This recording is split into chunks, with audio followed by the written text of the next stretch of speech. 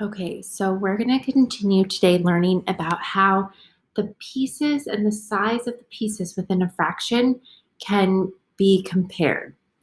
We're going to start by something super easy for your brain. What is greater, 1 apple or 3 apples? And you might say, duh, Mrs. Smith, 3 apples are greater. But then we get to 1/4 or 3/4. 3/4 is greater, of course.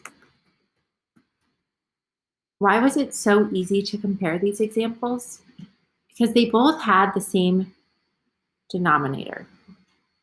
So the size of the pieces are going to be the same. Now we could take a look at 1/4 or 1/5. 1/4 is greater than 1/5, but how would you know? Right? Let's take a look back at my cake example again.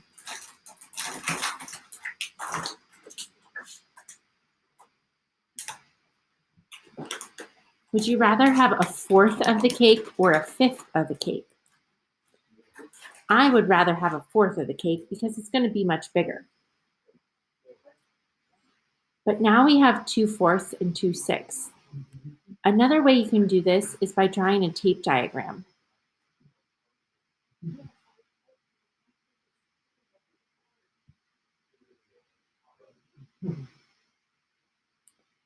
I drew my 4ths at the bottom, and I'm drawing my 6 at the top.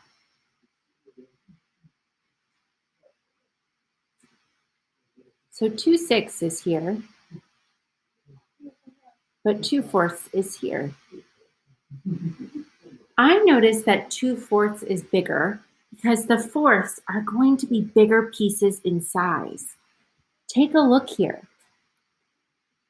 1/4 is so much bigger than 1/6. So 2/4 and 2/6, 2/4 is still going to be much bigger. Now let's look at 2/8 and 4/10. There's two ways we're going to compare these two fractions today. The first thing you're going to do is draw a tape diagram.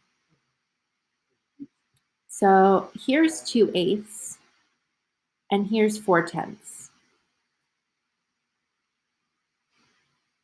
We can see that 4/10 is going to be bigger, but we can also compare these fractions by looking at the numerator. We're going to take 2/8 and we're going to change the numerator so that it's a 4. So we're going to multiply to make an equivalent, almost an equivalent fraction.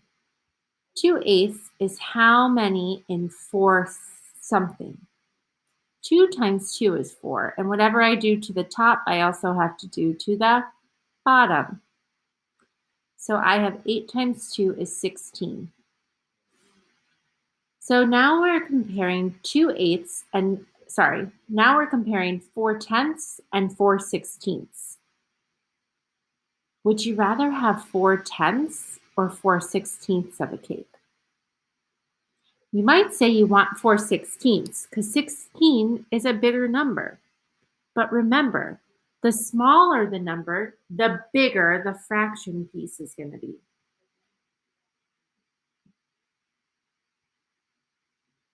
4/16 is less than 4/10. Just like 2/8 was less than 4/10.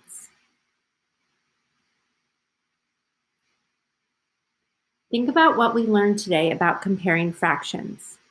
How could we compare 4/5 and 4/7? Which one is going to have bigger fractional pieces? 4/5 is. That means we need to make sure that 4/5 is greater than 4/7. It's going to have larger pieces. Now what about 8/10 and 4/6?